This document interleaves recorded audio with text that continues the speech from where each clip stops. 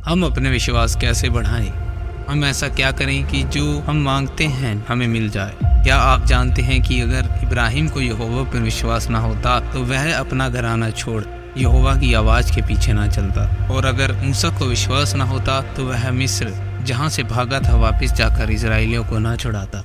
अगर हम बाइबल में किसी भी नबी और यीशु मसीह जी के चेलों को क्यों ना देख लें, अगर उनमें थोड़ी सी भी विश्वास की कमी होती तो परमेश्वर उन्हें इस्तेमाल ना कर पाता। जैसे कि यहूदा को देख सकते हो, विश्वास की कमी के कारण वह यीशु का पकड़ाने वाला ठहरा और परमेश्वर के कामों के लिए इस्तेमाल नहीं हो सका, क्योंकि जो कुछ परमेश्वर से उत्पन्न हुआ वह संसार पर जय प्राप्त करता है, और विजय जिससे संसार पर जय प्राप्त होती हमारा विश्वास है। विश्वास का ना होना हमारे जीवन की सबसे बड़ी कमी है। अगर आप चाहते हो कि आपका विश्वास अटल हो जाए तो इसके लिए आपको निरंतर अपनी गवाही जो परमेश्वर ने आपकी जिंदगी में बनाई है, चाहे वह छोटी हो या बड़ी हो, लोगों में उसका उपयोग करें, ताकि लोग आपको आपके नाम से कम परंतु आपकी गवाही के द्वारा ज्यादा पहचानें। क्योंकि याकूब की 2:26 में लिखा है, जैसे देह आत्मा बिना मरी हुई है वैसे ही विश्वास भी कर्म बिना मरा हुआ। यानी हमें वैसा कर्म करना पड़ेगा जिसके लिए हम इतना संघर्ष कर रहे हैं। यानी अगर हम चाहते हैं कि हमारे जीवन में विश्वास आए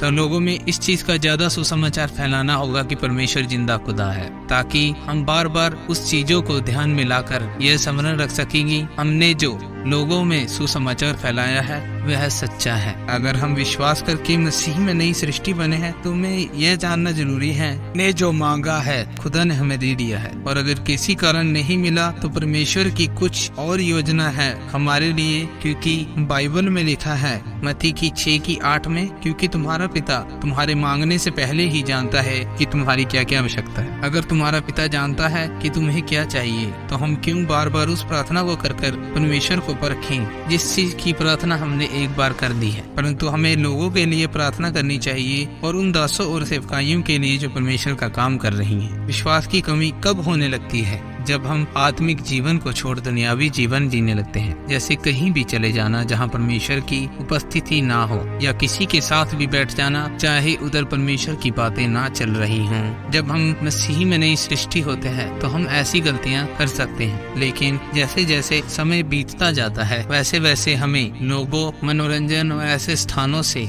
दूर होना आवश्यक है जिसके द्वारा हम समय जो हमें परमेश्वर को देना चाहिए, ऐसी जगहों पर जाकर, ऐसे दोस्तों में जाकर जो सिर्फ दुनियावी बातें करते हैं, अपने समय को खराब कर रहे हैं। तो इसलिए अपने संबंध को परमेश्वर के साथ बढ़ाएं, क्योंकि जैसे जैसे आपका संबंध परमेश्वर के साथ बढ़ता रहेगा वैसे वैसे आपको परमेश्वर सपनों में वह दर्शन देकर अपने कामों और योजनाओं को जाहिर करेगा, जिसके कारण आपका विश्वास अटल होगा। जब दानियेल परमेश्वर के साथ 3 बार अपना समय व्यतीत करता था तो परमेश्वर उसे गहरे भेद देता था, जिसके कारण दानियेल हर कठिनाइयों से निकल पाया और राजाओं को उपदेश देने वाला ठहरा। अगर आप भी चाहते हैं कि आपका विश्वास अटल हो जाए तो दिन प्रतिदिन परमेश्वर के साथ अपना समय बढ़ाते जाएं, जिसके कारण आपका ध्यान दुनियावी चीजों से दूर होकर आत्मिक चीजों में बढ़ता चले। क्योंकि जैसे जैसे आपका जीवन आत्मिक चीजों पर ज्यादा निर्भर रहेगा और विश्वास बढ़ता चलता जाएगा, और आपका विश्वास ऐसा होना चाहिए जैसे कि बेटा अपने पिता पर विश्वास करके जो मांगता है वह उसके लिए चिंता नहीं करता परंतु मांग कर भूल जाता है, लेकिन उसका पिता वह याद रखता है जो उसके बेटे ने उससे किसी न किसी समय पर मांगा था। वैसे ही परमेश्वर भी हमसे उम्मीद रखता है कि हमने जो उससे मांगा है हम उसे बार बार स्मरण ना दिलाएं। एक बार उस प्रार्थना को कर लेने के बाद दोबारा उस प्रार्थना को नहीं करना चाहिए। मरकुस 11:24 में लिखा है, इसलिए मैं तुमसे कहता हूँ कि जो तुम प्रार्थना करके मांगो तो विश्वास कर लो कि तुम्हारे लिए हो गया। प्रभु यीशु मसीह जी की कुर्बानी को हम कैसे भूल सकते हैं? जो सच्चाई हमें पता है कि वह कुर्बानी के कारण हम बचाएंगे। अगर हम उस कुर्बानी को लोगों को स्मरण नहीं दिलाएंगे तो उन्हें कैसे पता चलेगा कि हम भी विश्वासी हैं? क्योंकि विश्वास देखने से तो है, परंतु हमने जो परमेश्वर की संतान बने हैं बिना देखे विश्वास किया और उद्धार पाया है, तो लोग भी परमेश्वर के जीवन के द्वारा उद्धार पाए। यूहन्ना 20:29 में लिखा है, यीशु ने उससे कहा, तूने मुझे देखा है इसलिए विश्वास किया है। धन्य है वे जिन्होंने बिना देखे विश्वास किया। एक विश्वासी की जरूरत सिर्फ चंगाई नहीं होनी चाहिए, क्योंकि हम जो जीवन जीते हैं वह सिर्फ शरीर की जरूरतों को पूरा करने में बीत जाता है। इन चीजों में हमें नहीं पता लगता कि हम